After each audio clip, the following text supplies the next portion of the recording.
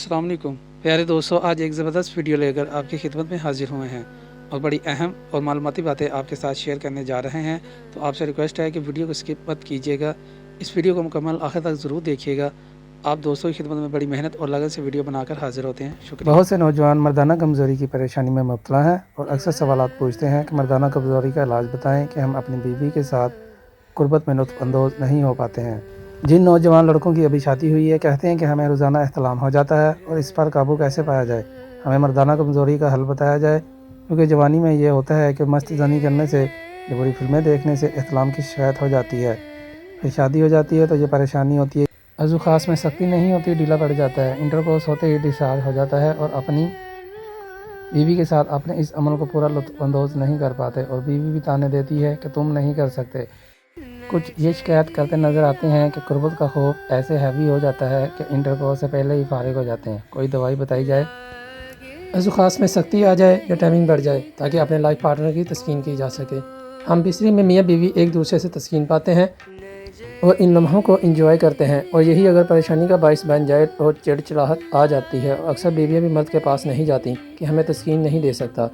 मर्द को शर्मिंदगी का सामना करना पड़ता है, बीवी चिड़चिड़ी हो जाती है और हम बिस्तरी से इज्तनाब करने लगती है। ये बात और भी नुकसानदा है। कुछ का ये मसला भी है कि हमारे अंदर मर्दाना कमज़ोरी है जिसे हमल भी ठहर नहीं पाता। इन तमाम मसाइल के हल के लिए एक तरकीब बताएं कि इससे बचा जा सके। इसके मंजर शोबे हैं, इनमें कौन सा मुफीद है वो भी बताते हैं, लेकिन हमारी बदकिस्मती है कि जिसके पास भी कोई नायाब नुस्खा या टोटका होता है वो किसी को बताना गुनाह समझता है और कब्र में ही साथ ले जाता है। एलोपैथिक, होम्योपैथिक, तिब, सन्यासी, इन तमाम में मर्दाना मसाइल का मुश्किल हल सन्यासी की दुनिया में है, लेकिन यह अब नापीद हो चुकी है क्योंकि इसमें माशारती के हिसाब से चीज़ें शामिल की जाती थीं। तोला माशारती वज़न करने के वो पैमाने हैं जो सुनार इस्तेमाल करते हैं, और एक चीज़ भी ऊपर नीचे हो जाए तो इंसान की मौत वाक़या हो जाती है। इन नुस्खाजात को बनाने के लिए माहिरीन तिब की ज़रूरत होती है, जो इस वक्त इन माहिरीन तिब की तादाद न होने के बराबर है।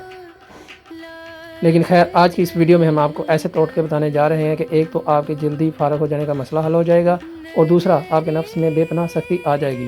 पहला टोटका नफ्स में सख्ती पैदा करने के लिए है, दूसरा टोटका जल्दी फारग होने के अमल को रोकने के लिए है।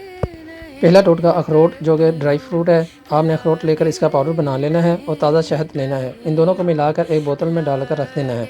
सुबह नहर मुँह या नाश्ते के बाद जैसा आपको बेहतर लगे, एक चाय का चम्मच सुबह और एक चम्मच शाम को इस्तेमाल करना है।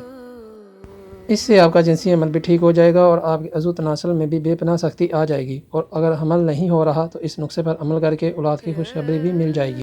दूसरा टोटका, जो जल्दी फारग हो जाते हैं तो स्क्रीन पर आपको कुछ स्प्रे नज़र आ रहे हैं, ये मार्केट में हर जगह दस्तयाब हैं।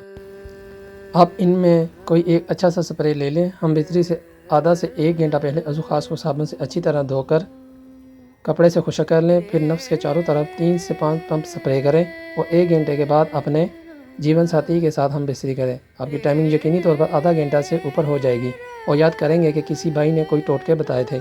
आपकी बीवी आपके आगे पीछे घूमेगी, क्योंकि मियाँ बीवी की मोहब्बत का अहम पहलू भी हम बिस्तरी में बीवी की सही तौर पर जिनसी तस्कीन है, क्योंकि जिनसी अमल में पहला अहम किरदार मर्द का होता है और अगर इसकी अज़ू ख़ास में ताकत है तो वह अपनी बीवी की तसल्ली कर सकेगा। इसलिए अपनी जवानी की हिफाजत करें, गलत कार्यों से खुद को महफूज रखें ताकि शादी के बाद भरपूर अंदाज से जिसी अमल से लुत्फ़अंदोज़ हो सकें। अच्छी लगी है तो दोस्तों के साथ शेयर करना मत भूलिएगा और मेरे चैनल उर्दू कोट्स बुक को सब्सक्राइब ज़रूर कीजिए। अपना ख्याल रखिए, दुआ में याद रखिए। अल्लाह हाफ़िज़।